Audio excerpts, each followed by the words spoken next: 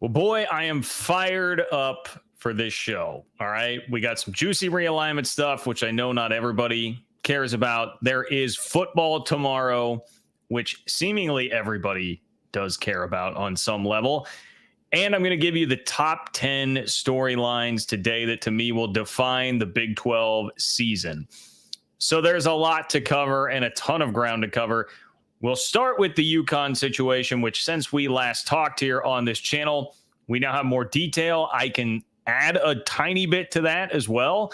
Dennis Dodd reports that the Big 12 has 6 yeses on UConn, 2 nos right now. And if there are not 12 of 16 teams that are yeses in the end, this is not going to happen. And to be honest, I get a little bit of pessimism that it is actually going to happen. Plus, Bob Thompson, who is the former head of Fox Sports, poured some cold water on the UConn football part of the equation anyway, long-term for the Big 12. So all of that will be discussed. And as you see in the title of the video on YouTube, Brett Yormark did speak just an itty little bit about UConn. He was asked a question by Fox 4 Kansas City's Harold Kuntz. So I will play you the audio and the video of it. You'll hear what exactly Brett Yormark had to say about UConn. Now, those of you who have signed up for Open for Business, the Big 12 newsletter that hits your inbox a couple times a week, courtesy of yours truly, that will make you the smartest Big 12 fan in your group chat and get you all the college football, college basketball news you need, not through a Big 10 or SEC filter, but through a Big 12 filter.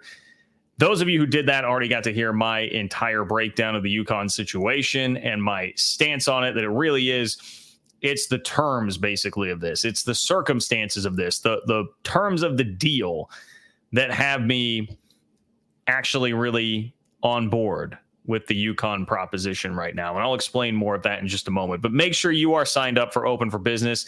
If you are not, you can read that entire story there. I got lots of great feedback on that. OFBnews.com is how you get signed up for Open for Business. OFBnews.com. Meant to promote that more last time and didn't. So I'm getting it out of the way here. OFBnews.com.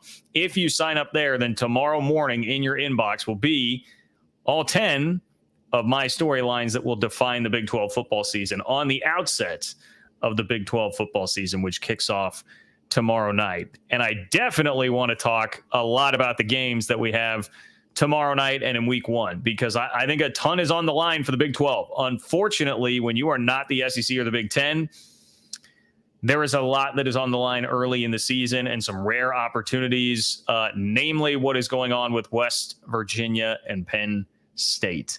That is a juicy game, my friends, and it's a big noon Saturday, big noon kickoff, so you're going to get it right out of the chute on Saturday, a huge one with a lot on the line for the Big 12. So all that is coming. You guys, I appreciate everybody who's watching on Twitter. I appreciate everybody who is watching on YouTube. Twitter folks, if you want to be a part of the chat that is on YouTube, you just stroll on over to John Kurtz on YouTube to watch it there. You can take part in the chat. I appreciate all of you guys who are weighing in already. Keep the comments coming. And if you want to guarantee that your comment makes the show tonight, you can do so by clicking the $ below the chat box.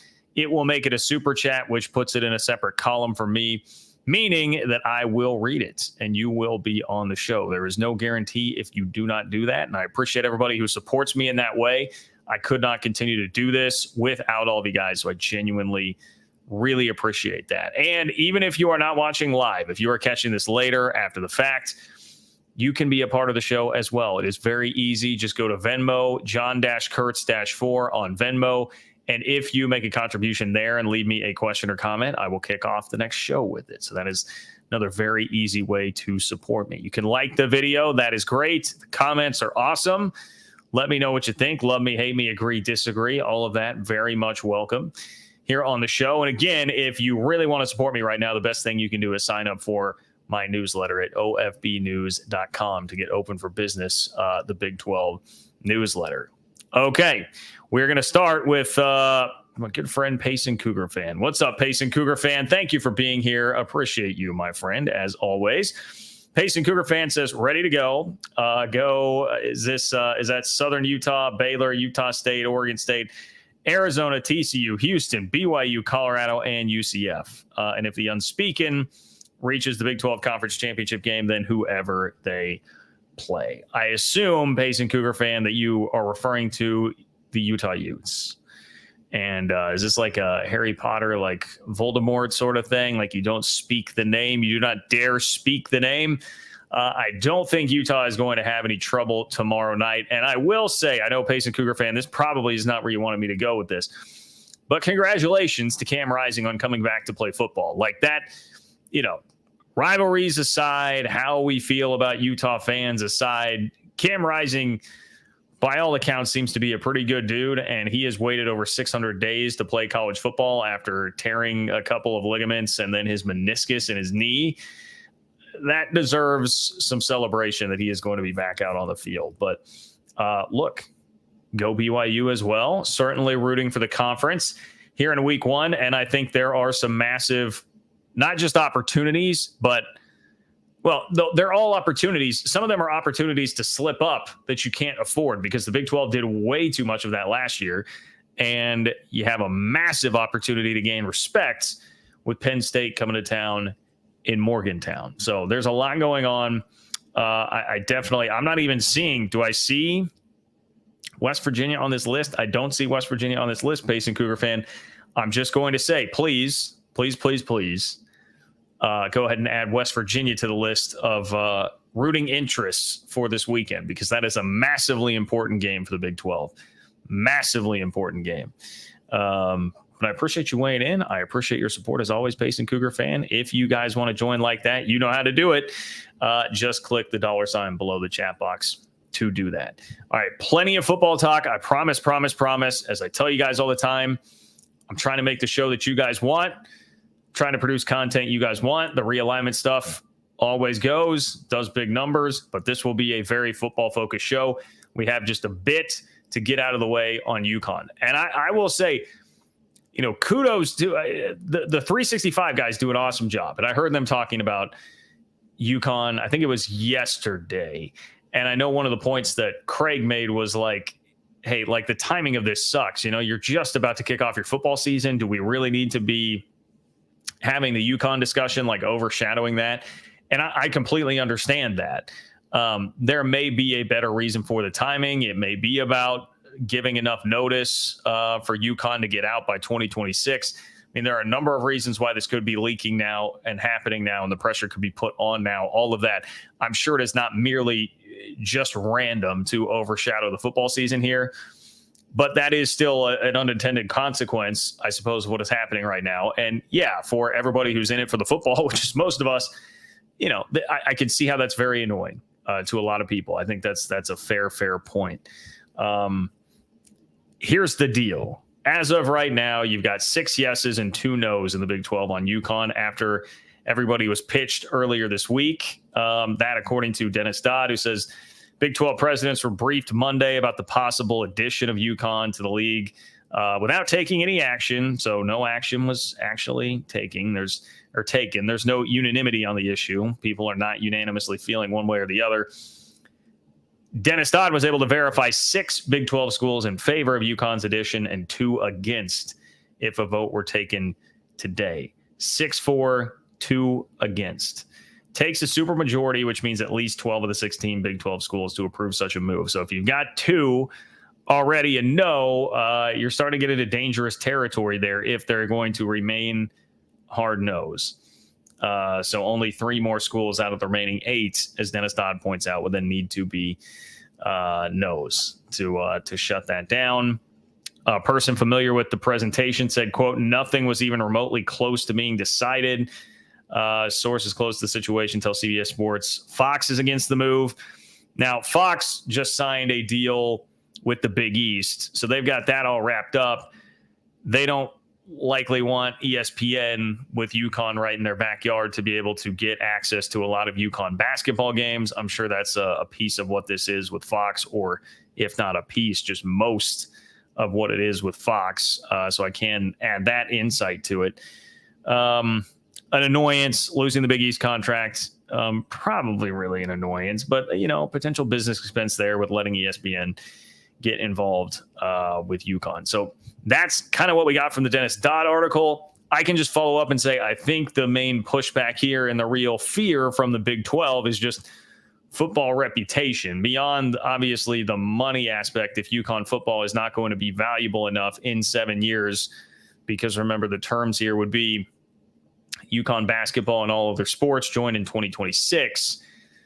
UConn football would join in 2031 with having hit financial benchmarks along the way. That was another part of the report. Financial benchmarks would have to be hit by UConn before they could join. That's what we've got. So I guess I will start by saying this. I am in favor of it mainly because of the parameters there, what I just outlined. This seems to me like you kind of get a free trial of UConn basketball, and the football is going to have to essentially prove itself if it's going to be ready to go in 2031 for this, if conferences even exist in their current form in 2031. Who knows how the sport may reshape itself right around then. That's when, like Dennis Dodd, for instance, himself just wrote recently about, hey, if a Super League happens, it would be around that 2031 time when maybe everything would just restructure. So my thought on it's kind of like everything's so uncertain. 7 years is an eternity in realignment. If there really are, if it is as reported, if it is, and they've got to hit parameters, they've got to hit benchmarks to even get in the league 7 years from now, that seems like a pretty good deal to me. If Brett Yormark's able to make that work, that sounds like a pretty good deal to me. And for UConn, you're just taking a chance. Your basketball is going to be great no matter what. If it's in the Big 12 or the Big East, you're taking a chance that this could help boost your football if this is going to be like the last life raft out there for your football program to still make it and still survive as an athletic department with a major Power 5 football program. So, that seems to be basically what's on the table. You're getting a lot of pushback from different sides, and I think the Big 12 is very much outside of just worried about the money, worried about reputation and how it would play with the college football playoff. You have some athletic directors in the Big 12 who have recently been on the college football playoff selection committee, and I think there is perhaps some worry in the room from those that have been in the room and heard, kind of the general tone, like, what's the vibe of what they think of the Big 12 there. They do not feel good about what pushback might come if you have UConn in the league. Now, I would sit there and say, it's one team. If the entire league is you still have the parity narrative. You still have a lot of teams that are very, very close to each other, playing exciting games, and you have a couple teams that have been able to win games in the playoff. I don't think that one team, it wouldn't seem to me that one team being bad at the bottom of the conference, if they are still that bad after more investment over the next 7 years, I wouldn't think that would make that big of a difference. The SEC has Vanderbilt, and that doesn't pull down anybody's reputation. The Big Ten has about 4 schools like that, and it doesn't seem to really pull down their reputation that much. But in fairness, I've not sat in those rooms. So having not been in those rooms, those athletic directors certainly have a much better idea of what's going on there than I. It's just my personal opinion that I lean toward a yes on this. I lean toward a yes. Now, a part of this that I want to bring to the table today is what Bob Thompson had to say. And Bob Thompson is somebody that you should listen to and should respect because he used to lead Fox Sports. Okay, so let me pull up this tweet from Bob Thompson. I'll share the screen with you guys so you can see this. Bob Thompson says UConn is a great basketball school, but I'm not sold on the idea of splitting out hoops from football rights for the Big 12, which, that's hitting at an even bigger issue here. Clearly, UConn is a part of Brett Yormark's grand design and grand plan to cut basketball from football, right? And do the basketball rights separately from the football rights. Decoupling is the term that you will hear on that. Bob Thompson says he's not actually even sold on the idea of that. And again, this is a guy who was the president, the guy who led Fox Sports once upon a time. Says, I haven't bought into the idea that it will maximize revenue. In the end, it's another mouth to feed, albeit at a smaller basketball-only share to start.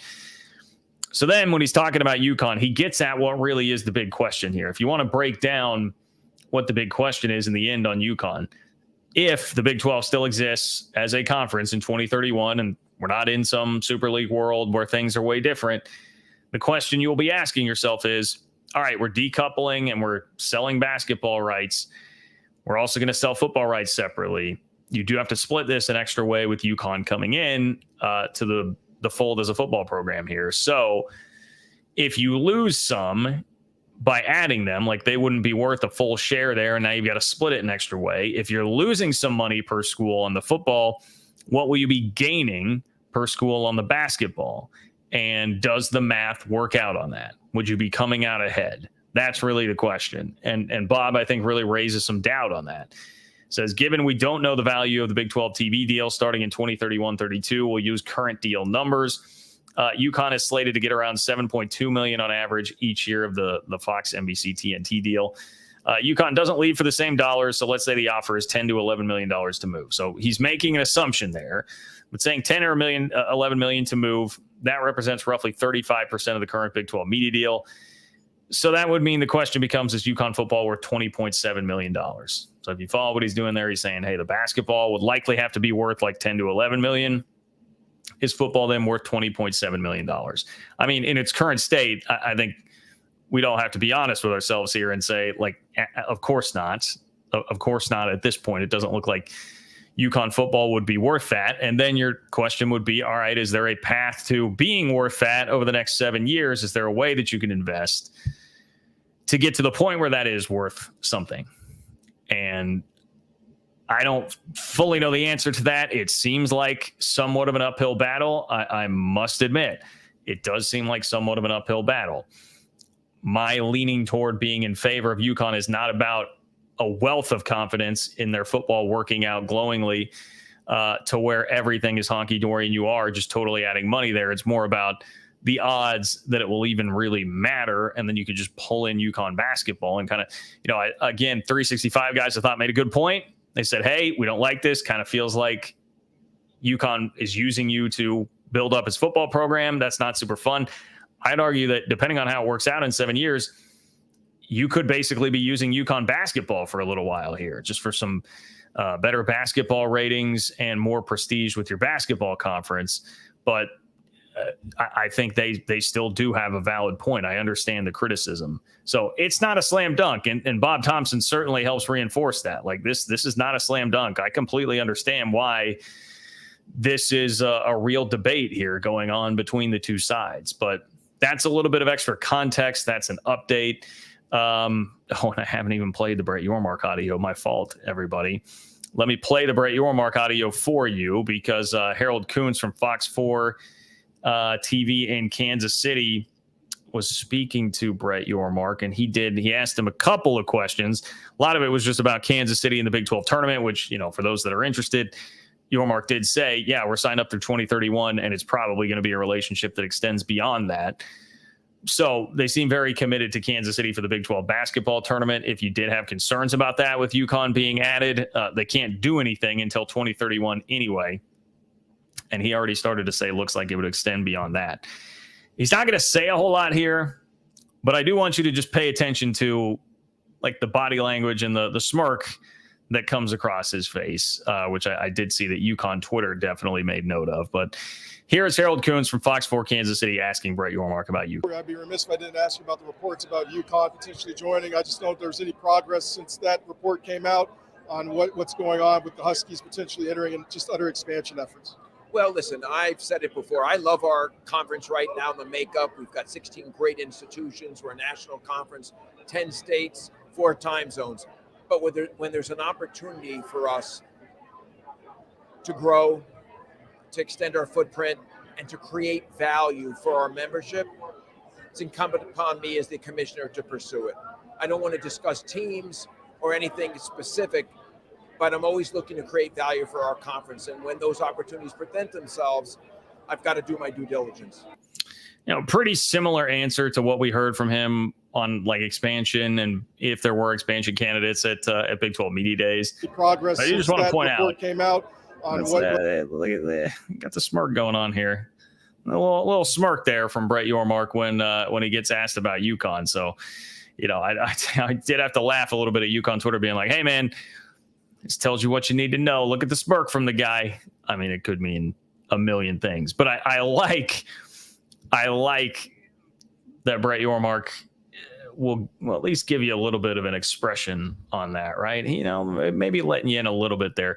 He knows what he's doing, and he certainly has to disagree with the Bob Thompson assessment of that, and so does Endeavor.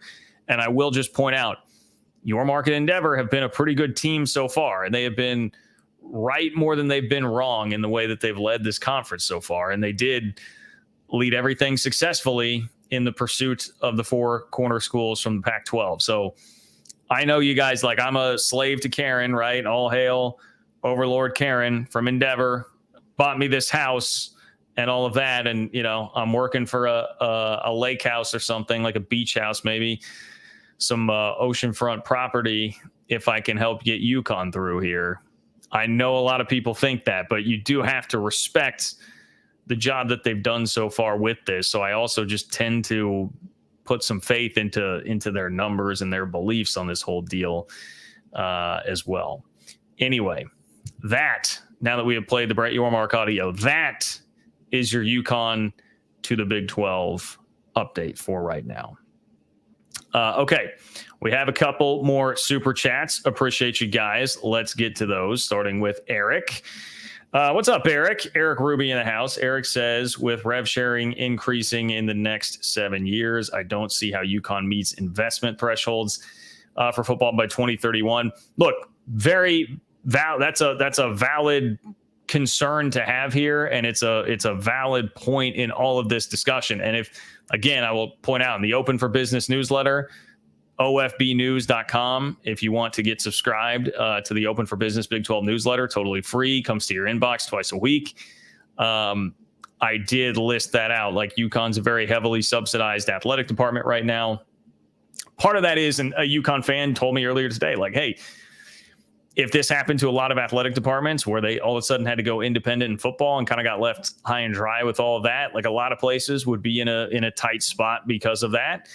But it doesn't change the fact that, that does have to turn itself around. That does have to change if long term this is going to work out. Like, you'll still have to figure out the financing of it all to be competitive at a really high level. Like Mike Gundy, actually, I wish I had the quote pulled up. It was from the Oklahoman talking to Barry Trammell, I believe. I'm sorry, the Tulsa World. He's now the Tulsa World.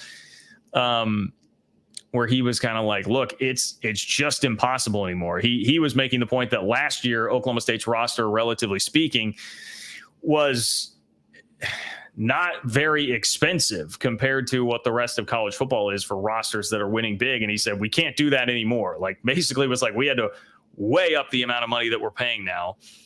And that's what it's going to take to compete at the highest level. There's no way around it. You can't anymore without that. And then the revenue sharing is obviously going to drive that point home and make that point even more obvious. So it will be tough for UConn. Yes, admittedly, it will be tough. That's why, again, I continue to say, I don't know. We don't know if there's a world where UConn does wind up being in the league in 7 years for football. If there are financial thresholds for them to hit, financial benchmarks for them to hit, is it written into the contract that, like, if you don't hit these, if you don't make it work, you won't be in the conference? I mean, when you say it's vague reporting right now where it just says that there would be benchmarks that they would have to hit. We don't know what the parameters are of those. What if the parameters of those are like, hey, they got to hit this or the deal's off? I don't know. I don't know what that looks like, but I'm willing to be patient and wait and see. So that's where I'm at on it, Eric. But you make a valid point there to push back on this. Appreciate you, man. Same with you, Jay Rodriguez. Thank you for being here. Jay Rodriguez on the eve of football season in the Big 12 says, thanks for your work, John. Go Cougs. Looking forward to what our new coach is going to do. As you should be, Jay Rodriguez, as you should be. Willie Fritz, I think the world of him. I've told you guys that plenty. I'm not sure that you guys all need to hear that from me once again, but I love a Kansas City guy who's just been a grinder and won everywhere. We'll see how fast Houston can get that thing turned around and how big of strides they're able to take this year. I was pulling up Houston's opener because that's right. They've got UNLV. They've got UNLV 2.5-point favorite. That's an interesting game. UNLV was a pretty good team last year. Interesting line there. I mean, Houston at home, like, I guess I can understand that, but that's actually a pretty big game for Houston there. So best of luck to the Cougs, Jay Rodriguez. Certainly send my best wishes to Willie Fritz and company. If you guys want to be a part of the show, click the $ below the chat box to do that, and it will guarantee that your question or comment gets read on the show tonight. Those of you on Twitter, appreciate all of you who are hanging out there. We are over 400 in the Twitter audience, so thank you to everybody who's watching there. If you're a Big 12 fan, make sure to sign up for the Big 12 newsletter at ofbnews.com. All right.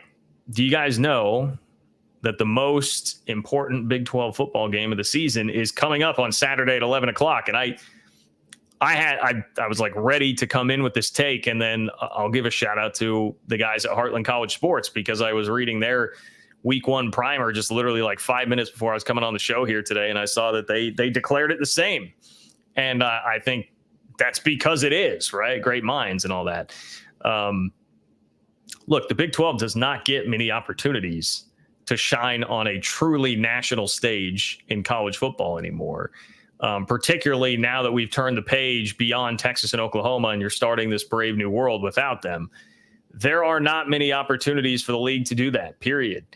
There won't be. You're going to get them at the end of the year in the college football playoff, but it may just be one every single year. I mean, we can have a pretty healthy discussion about if there is any kind of legitimate shot that the league is getting 2 in. So when you have Penn State, who is, probably, I guess, a tier 2 Big Ten school, you'd have Ohio State, Michigan, Oregon. And then beyond that, Penn State's probably at the top of tier 2 in the Big Ten, but close enough to the top. It's not often you get one of those teams coming in your building.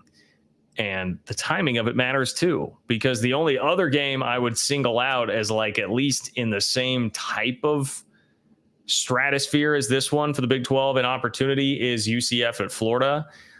Problem there being, everyone's already written Florida off this year, especially if you go look at their schedule. It is nuts. But everyone's already written off Billy Napier in Florida, so there's not nearly as much respect for them as there is for Penn State. And that game is in the middle of conference season.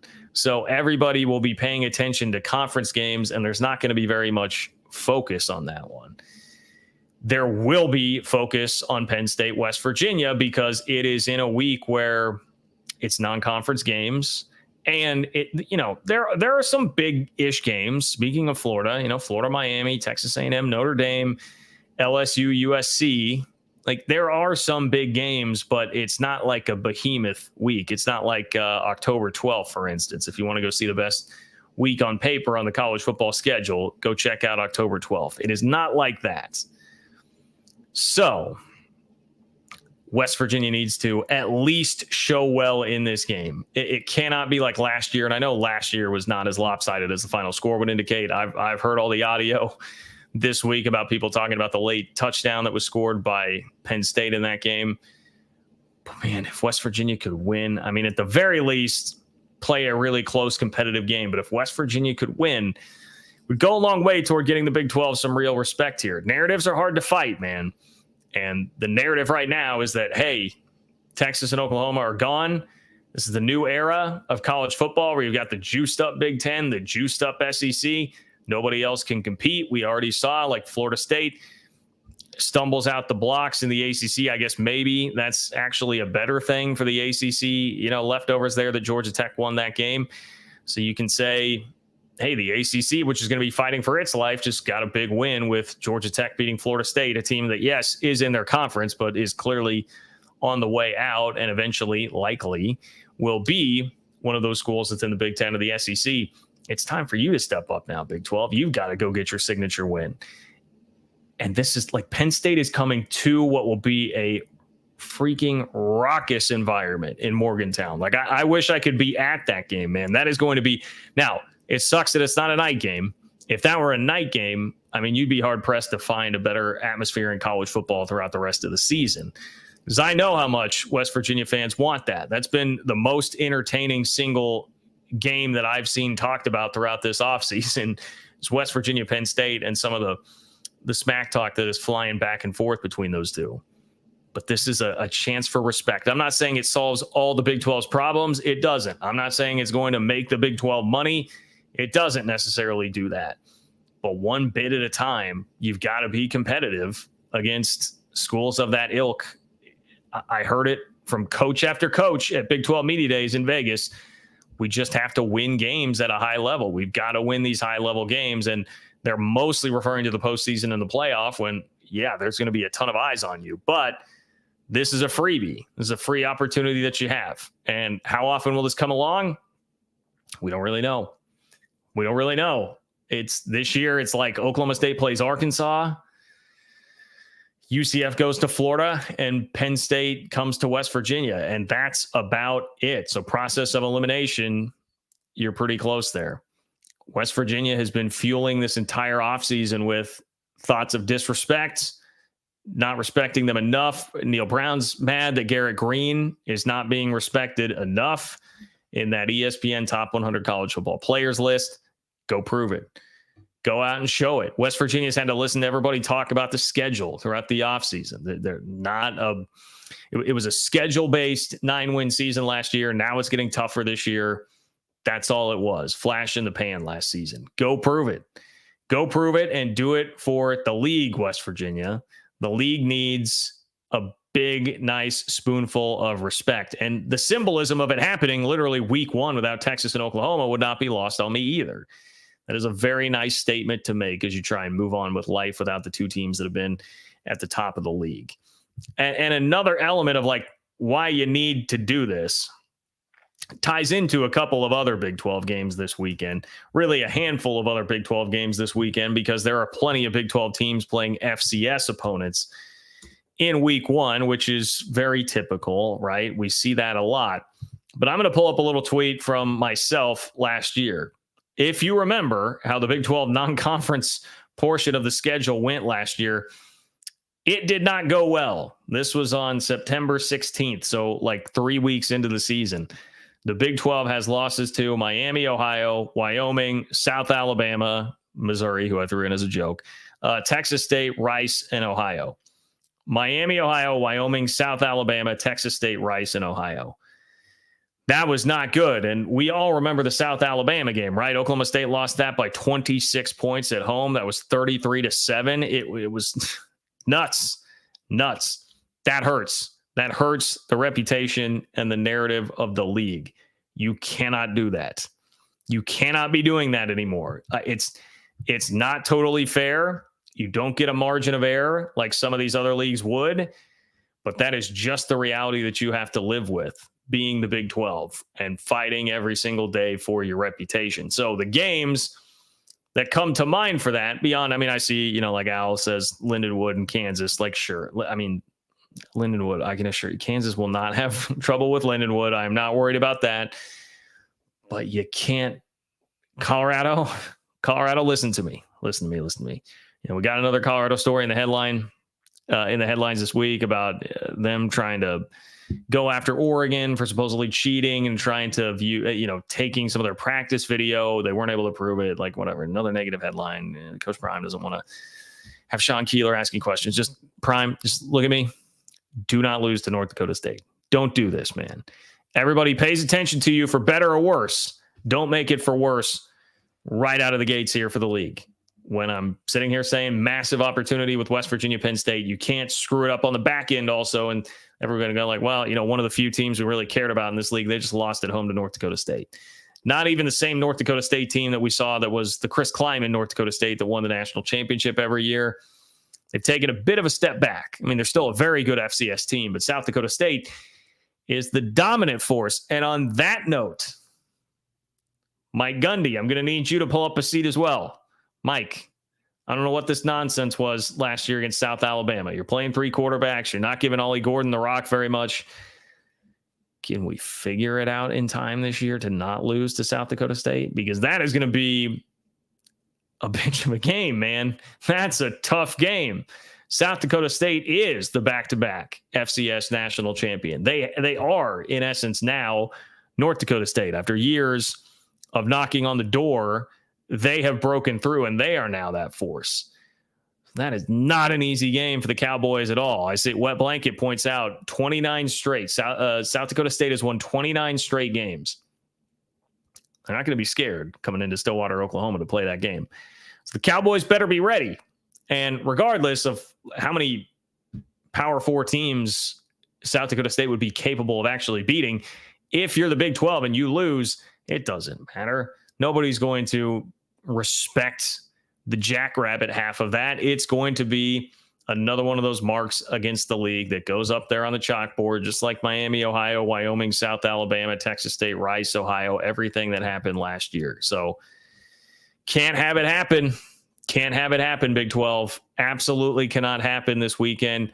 West Virginia needs to make it happen this weekend. Absolutely they do. Who else can we? Baylor. Listen, Dave Aranda, you took the play calling duties back on defense this year. You're calling the defense now. You got yourself a better quarterback, DeQuan Finn. Don't lose to Tarleton State, please. Do not lose to Tarleton State, please. Don't give us a redo of last year and the performance that you put together against Texas State. Can we not do that again? Let's not. Look, Chris Kleiman, you've obviously done a phenomenal job the last 3 years, but I have seen you lose at home to Arkansas State. Let's not mess around with UT Martin this weekend, okay? None of that. Matt Campbell, sometimes you're a very good coach, but sometimes at the beginning of the year, it seems like it was usually Northern Iowa. North Dakota is different than Northern Iowa, but let's not play with fire. Let's not play with fire in that game. Scott Satterfield, I'll be honest, I'm not totally sure. It seems like there are some better vibes around the program this year. I'm not totally sure what the hell last year was. Don't lose to Towson, please. Please do not lose to Towson. Who else needs a reminder? Joey, my guy. I rattled off Wyoming on that list. I know that was a weird road trip, and I don't know who the hell scheduled that game last year for you. It's different to be at home against Abilene Christian, but let's take care of business there. It's no more Wyoming starting the season 1-3, Joey, please. BYU, Kalani, you're not announcing your starting quarterback yet. You're going to pull the kind of Bill Snyder-esque, like not coughing up any injury information until the very last minute when the kid runs out there at quarterback. That's fine. That's totally fine. Let's not lose to Southern Illinois. Let's not do that. It's a big game. You want to be bowl eligible, keep your job this year, Kalani. Make sure the boys are ready to go there. Finally, this is not an FCS team. Wyoming's plenty good, as I just mentioned. I mean, they beat Texas Tech last year, but Arizona State, it would be nice. It would be very nice if you could beat Wyoming. That's a late game. People might be watching. That's a 9:30 kick on FS1 as you play Wyoming. Let's not lose that game. Let's get a little revenge on Wyoming. Okay, Arizona State, please. Kenny Dillingham. I like you. I like you a lot, actually, Kenny Dillingham. Let's not lose that game. So consider the league forewarned. Consider the league forewarned. I'm trying to prevent it from going down the same path that it went down last year, and I'm trying to get the league a chance to really elevate itself with a big win to help the narrative battle at the beginning of the year. Because part of the problem in all this was, like, Oklahoma State had a really good year last year. They won 10 games, won a bowl game against Texas A&M, put together a very nice season, made the Big 12 championship game, had a star player that drew a lot of attention. But everybody remembered the South Alabama game from the beginning of the year. It's a tough thing to shake. It won't matter as much in the college football playoff discussion anymore because you will easily be able to rebound in the Big 12. Just go win the league and you'll be fine. But everybody will still be saying, well, I don't know, man. This is still the Oklahoma State team. If you go one and done in the playoff, you win the league, go one and done in the playoff, I'll just say, well, it wasn't that good. That was not that good of a team. They lost by 26 to South Alabama at the beginning of the year. You get that margin for error. You got to be on your toes more. Okay, so if you guys want to be a part of the show, click the $ below the chat box. Leave a donation with your chat. Make it a super chat. It will get on the show if you do that. Love all of you who support me that way, and I very much appreciate it. Other ways you can support the channel, just simply like the video. If you want to support on Venmo, if you're not watching live, it's John-Kurtz-4 to do that. And I will kick off the next show with your question or comment if you leave it there on Venmo. Also, if you're a Big 12 fan and you want the top 10 storylines of the Big 12 season that will tell the story of the Big 12 season in your inbox tomorrow morning, ofbnews.com is how you can sign up for the Open for Business Big 12 newsletter, or you can click the link in the description of this video if you are watching on YouTube.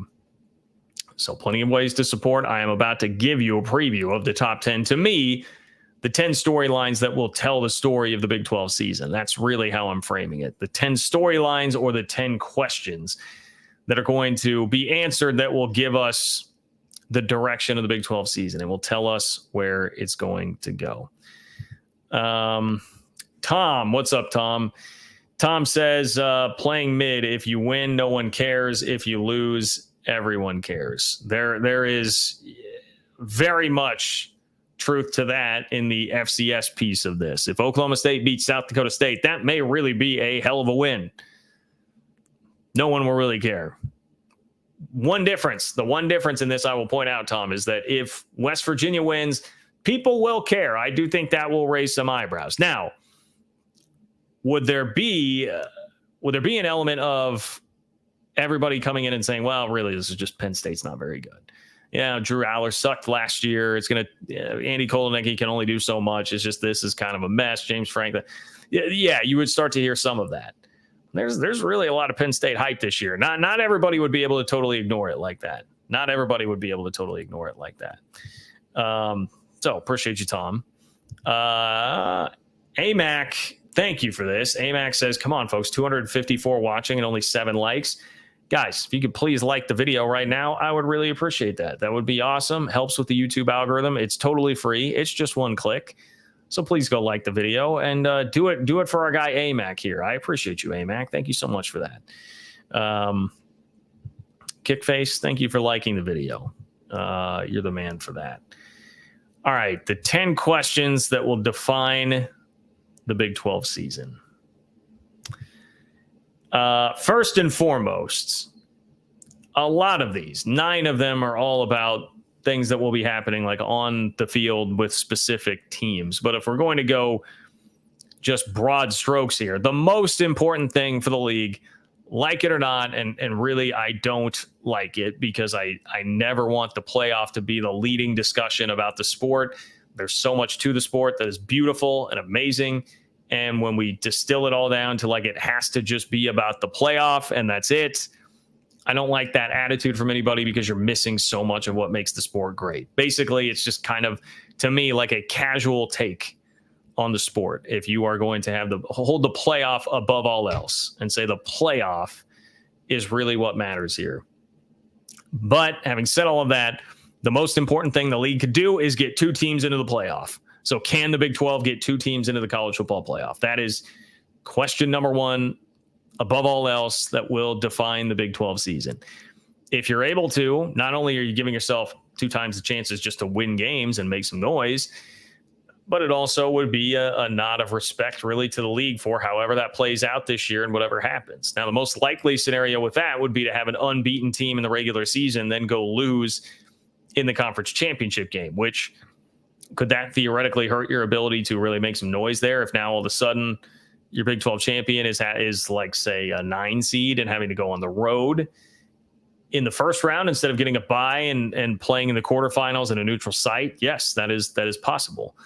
But maybe there is another scenario where you have a 1-loss team in the regular season that loses a heartbreaker in the Big 12 championship game and could still find a way to make it in. I think that scenario is at least remotely possible, not likely, but still remotely possible, even though some, like I think it was Stephen Godfrey from Split Zone Duo the other day, who was really throwing cold water on that, saying he didn't think it could happen. I think it's at least still a possibility. TCU just 2 years ago, yes, they did have the unbeaten regular season piece of this, but they made the 4-team playoff, which is all at large. It's a lot harder to do, in my humble opinion, there than this would be. So it can happen. But that would be the most important thing that could happen to the league this year. If you prove you can get multiple teams into the playoff here, especially if it comes with like a West Virginia win over Penn State and some non-conference respect for the league, that would be the best thing that the league could do for itself. As far as specific teams, things that are happening on the field, this is an obvious one. By the way, these are really in no particular order, but this will be a huge one. Can Cam Rising and Jalen Daniels stay healthy for a full season? Can Cam Rising and Jalen Daniels actually stay healthy for a full season? Both of these guys coming off of pretty brutal injuries. I mean, for Jalen Daniels, it's a back injury.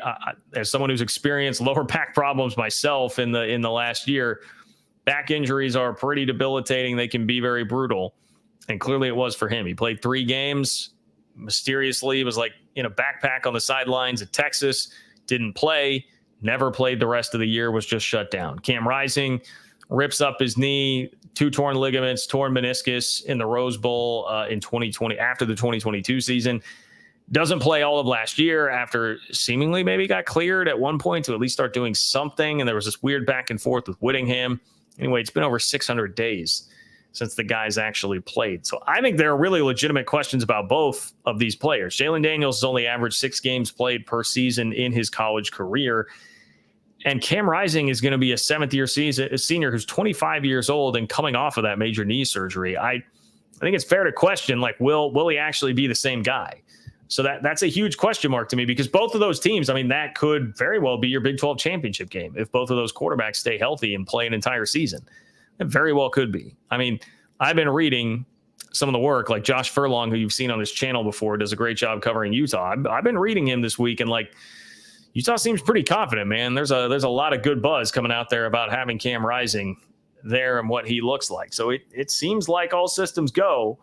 And obviously, like Lance Leipold came out and said same thing for Jalen Daniels too. So that will be very, very large. That will loom large into telling the story of the Big 12 season this year. Is Colorado significantly better in the trenches? And boy, we should get a little bit of an idea of how that's going to go based on what happens tomorrow. Not that North Dakota State really has like the guys that you would say are talented enough to push them a ton in that regard, but they should be tough and physical. Like that definitely is what you think of with North Dakota State. And Colorado, you know, they have their fanboys that will tell you they're going to compete for the college football playoff this year. All right, well, if they are, it's going to be because they're so much better in the trenches. And, you know, a lot of the real casuals with Colorado will be saying, well, it's because of Travis Hunter and Shedeur Sanders. Okay, sure. I mean, obviously, yes, they do have high-end talent there, but those guys are not nearly enough on their own, as we saw last year. Shedeur Sanders was sacked almost 5 times a game, which is a crazy stat.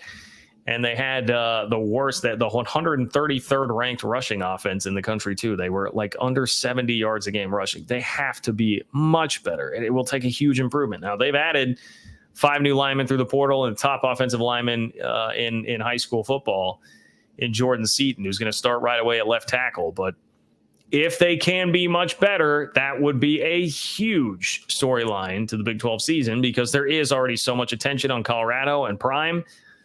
If they're ready to do that and move this team forward quite a bit this year, that would be a massive thing that tells the story of the Big 12 season. If not, it could go the total opposite way and they become a huge story because everything is sort of a disaster. So I've got it at somewhere in between that with like a 6 or 7 win season. We'll see how it all plays out. Another one, look, there have been a couple people.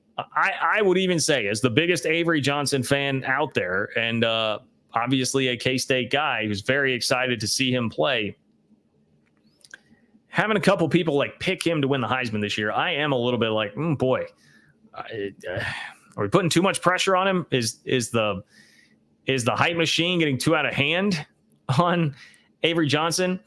And that is the question here. Is Avery Johnson still a year away? Because I do think he has really like prodigious talent, like potentially like generational type talent for a K-State quarterback. But this will be his first year as a full-time starter. He showed a lot last year, and I think is mature beyond his years. That much is very clear. But is it a year away from being like Heisman worthy, and he's merely, good to very good this year? Because if that happens, K-State will be competing, I would say, for a Big 12 championship spot, but not necessarily winning it and going to the playoff. If Avery Johnson is that guy, if he is that Heisman guy, well, then look out. K-State very well could make it to the playoff. And maybe, I mean, Andy Staples from On 3 picked them to do a little bit of damage in the playoff too. So that is definitely one of the question marks. Oklahoma State is one of those teams that could definitely stop them from doing any of that. I have Oklahoma State winning the Big 12. And the question here to me will be, does Oklahoma State have enough to complement Ollie Gordon? It is kind of crazy, and I know this is not the best way to look at offensive stats, but if you look back at last year, Oklahoma State's offense was 8th in total offense, 9th in rushing, 8th in scoring. Alan Bowman threw 14 interceptions. He had 15 touchdowns, 14 picks last year. I think they need a little bit more. I don't know that Ollie Gordon can shoulder all that load if you're going to be a team that is good enough to outduel Kansas, K-State, Arizona, and Utah and win the Big 12 and get to the playoff, which, again, I have Oklahoma State doing. So I think they probably will have more, but they're going to need more out of Bowman. They're going to need more out of the rest of the backfield, which I know that they have juiced up through the transfer portal, and they're going to need more from their receiving core that I do think is pretty good and pretty talented. But if it is all on Ollie Gordon's shoulders and you're expecting him to have another like 17 or 1,800, even beyond 1,700 yard rushing season, I think that would be a little bit too much. Asking a little bit too much. Iowa State is another team that is definitely in this discussion. And the question to me about the Cyclones and their place at the table here is, can Matt Campbell live up to the high expectations? His MO has been like, man, you sleep on him, he's going to make you pay. And he's been consistently above 500. He's had winning seasons 6 of his 7 years there. But the one time that Iowa State had really sky-high expectations going into that 2021 season, they had a lot of NFL talent. We're seeing what Brock Purdy's doing, Breece Hall, Charlie Kolar. They had Mike Rose, who was the Big 12 Defensive Player of the Year. And they had a lot of dudes, and they went 7-6. Didn't really live up to the high expectations. This is a year where there are high expectations for Iowa State with all that they have coming back, man. Almost that entire roster. It was one of the youngest rosters in college football. A freshman quarterback who's back, and Rocco Becht. They were really explosive last year. Can they handle the expectations? That is the real question to me. I think Matt Campbell has a very high floor. I don't know about the ceiling, and this is one of those like ceiling type of years where we'll find out. We'll see if he has it. We will see if he has it. Is Brent Brennan ready for the big leagues? Is Arizona head coach Brent Brennan ready for the big leagues? Arizona's got high-end talent. No questioning that. They have basically as much as anybody in the league, man. I mean, we know Noah Fafita, Tetaroa McMillan. McMillan might legitimately, is probably between he and Luther Burden, Travis Hunter, Tetaroa McMillan, who's the best receiver in the country. Jacob Manu led the Pac-12 in tackles. Takario Davis is a stud corner. They've got an offensive lineman, an offensive tackle. I'm not going to botch the name, Jonah. I'm sorry. I need to probably learn that. Could be a first-round pick at offensive tackle. They have the second most first-team All-Big 12 picks in the preseason. They did lose a nice chunk of the roster, though, to the portal when Jed Fish left. And Brent Brennan is a new coach at the Power 4 level who, you can look at it one of two ways. It had been, I think it was 19 years for the previous 3 bowl games before Brennan took them to 3 and 4 years at San Jose State. But he also never won more than 7 games in a season there. To me, that feels like, my hunch is, changing conferences, changing coaches, all of that is going to be a little much for a program that's not like a locked-in program that's been used to winning. But we'll see. They've got the talent. They've got the talent to do it if Brent Brennan is ready. Continuing here with the top 10 things that will define the Big 12 season, the questions that will define the Big 12 season. You can get all this in your inbox, ofbnews.com, to subscribe to the Open for Business newsletter and get a little bit more from me on each one of these. Does UCF have Big 12 depth yet? UCF has a really exciting quarterback who, by the way, we'll get our first look at KJ Jefferson in a UCF uniform tomorrow when they take on New Hampshire, fighting Chip Kelly's. Gus Malzahn, I like what he's doing. I like what he's building. They are 5th out of Big 12 schools in the 24/7 talent composite, but it's not by much. I mean, they're right there bunched up with the top teams in the league, which tells you that basically they just, in terms of recruiting pedigree on their roster, they have a roster that's as talented as almost any in the league. I just think like they've needed to develop more depth, and Gus Malzahn has talked about that, and that was a part of some of the struggles last year, which, hey, they still did make a bowl game, right? But they're going to need to add to the depth, and that's just natural when you're transitioning up a level from where you're at in the AAC to now the Big 12. I believe in KJ Jefferson. I believe in that backfield, man. They have a really talented backfield. We know about RJ Harvey, but they're also adding Penny Boone, who was the MAC Offensive Player of the Year. I like what UCF has at the skill positions, but do they have enough depth to survive an entire Big 12 season to be a legit Big 12 contender?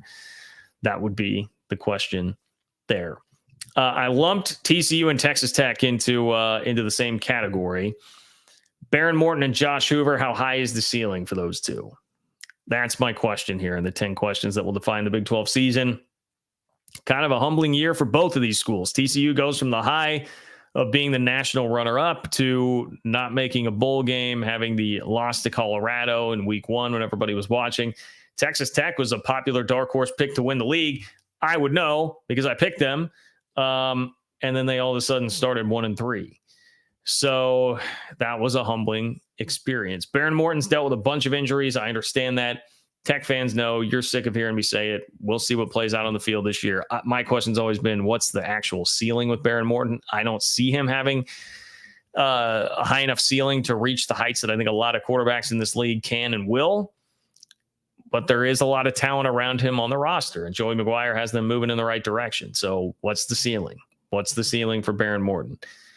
And same for Josh Hoover, who really, I mean, we've seen some glimpses of what the ceiling can be from him. The guy had 5 300-plus yard passing games last year. Now, they didn't win very many of those, but a lot of that's the defense struggle. They made a lot of changes there. But also, it's not a ton of consistency, which is to be expected for Josh Hoover, who was thrown into the fire after a Chandler Morris injury last year. But he had some rough games against K-State and Iowa State. If he is going to be more consistently the guy that we saw flashing at times, if their defense is better, I mean, TCU is a team that could make a really big jump this year. And generally, I saw chatter about this on Twitter, and it's so true. I mean, TCU doesn't do like 8-win seasons. That's not what TCU does. TCU does 5-7, or they do 12-0. I mean, that's it. They are swinging for the fences. TCU is Adam Dunn.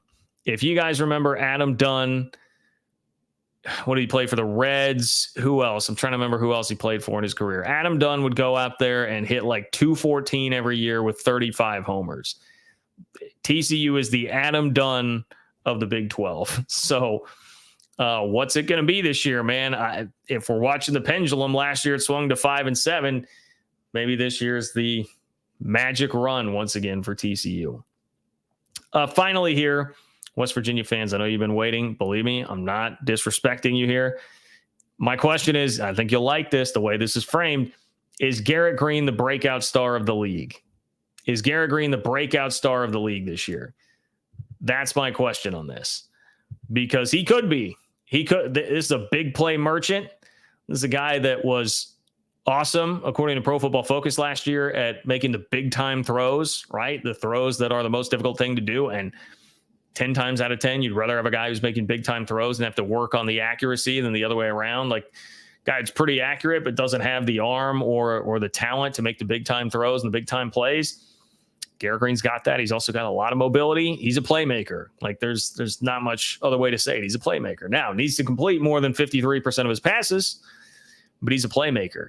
And the other thing I will say about this, part of the reason I say is he the breakout star, not only do I think that he's very good and he's got a pretty good team around him, but West Virginia has a schedule where they will be playing a lot of high-profile games, starting with the biggest game of the Big 12 season. You guys know if you've been watching this. He'll have a lot of opportunities to do it, man. People will be watching. West Virginia plays 4 of the top 5 teams in the Big 12 this year. They don't play Utah, but they get everybody else that's up in that top group.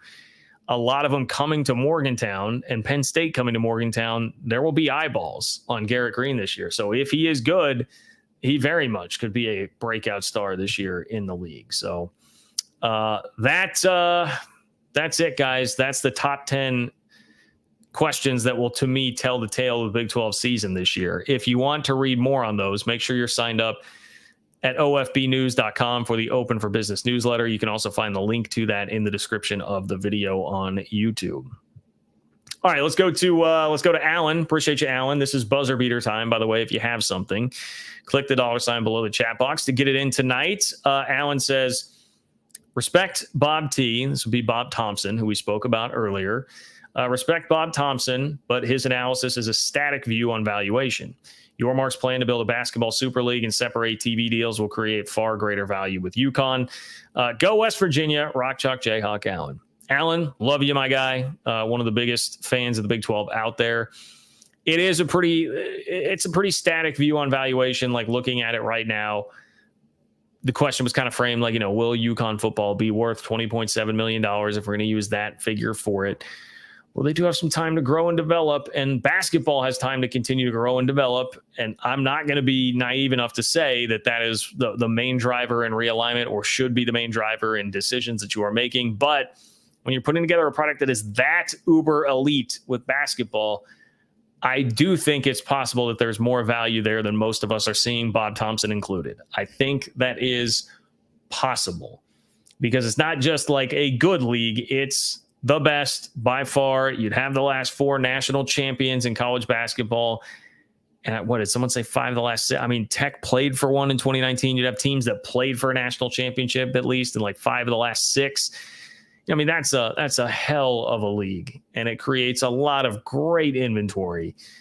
So, yeah, what does that look like? I mean, the valuations that we saw on the Big 12's media rights when the private equity discussion was brought up, in that story, the reporting was that at least the consultants were telling them their value would double. So there seems to be a thought from the Endeavor type consultants of the world that they think it is not just a static valuation that you would place on the Big 12 here. And that definitely seems to be the way Brett Yormark and company are viewing it. And 6 other teams in the Big 12, according to Dennis Dodd. So I think there are folks who agree with you on that, Alan. Appreciate your contribution, my friend. Great to see you, and best of luck to your Kansas Jayhawks tomorrow. Not that they will need it at all against Lindenwood, but opening up the season in Kansas City. Michael, what's going on, Michael? Michael says BYU should have beaten Oklahoma State last year, so who knows? Well, I will say the thing that gives me the most pause in picking Oklahoma State this year is I'm like, man, that was a weird season last year. And when they lost or had bad performances, like they lost or had bad performances, I mean, 45-3 at UCF, was it 42-3 or 45-3? I mean, it was a whitewashing, like literally and figuratively, with all that rain in Orlando. But they had that game. They lose by 26 to South Alabama. They probably should have lost that game, as you mentioned, Michael, to BYU at the end of the year when they had like everything to play for and everything on the line. So yeah, tough to figure out.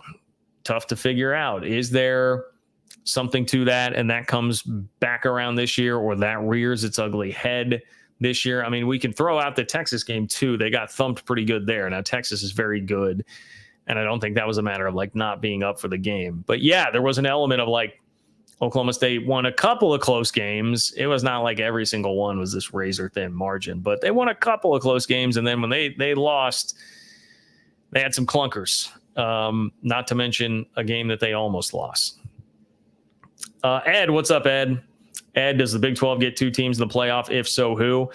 Well, I discussed it a minute ago, is that will be one of the things that defines the Big 12 season. I mean, I would put it at like maybe 20% chance that happens, 20% chance. If I really wanted to predict who would be the 2 most likely to do it, I think you would maybe have to go look at the schedule and see who's playing each other, who's not, because like I would be inclined to say, well, I picked Oklahoma State to win the league, so they would be 1. And then Utah, not only do I have Utah playing in the championship game, but Utah is also the team that has, I would say, the most national cachet. Oklahoma State's got a lot. K-State's got a decent amount. Utah's got a ton for winning those back-to-back Pac-12 titles. That's still pretty fresh in everybody's mind. And you can just say, well, they didn't have Cam Rising last year. That's plus just a ton of injuries across the board. That's why they dropped off. They'll be back at it this year, and people still really, really respect them and the program that Kyle Whittingham has. So I think when narratives really matter, when you're talking about the college football playoff here, narratives really matter. Utah would be, I would say, the best possible team to try and fight off getting a second bid, like peeling off a second bid, even if they didn't make it. Although, how I'm saying that, they don't have a real meaty schedule.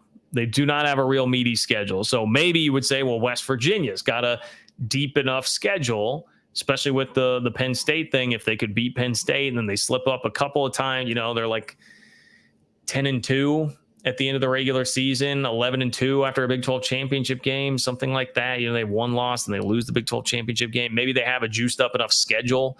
That'd be another possibility I would float.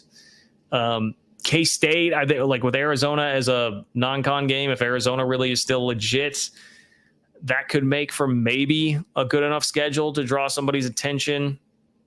So that's not really like super exciting, but I would maybe throw out, if I have Oklahoma State winning the league, your best candidates to be the second team there. I'd say 1 Utah, 2 West Virginia, maybe 3 K-State on that front.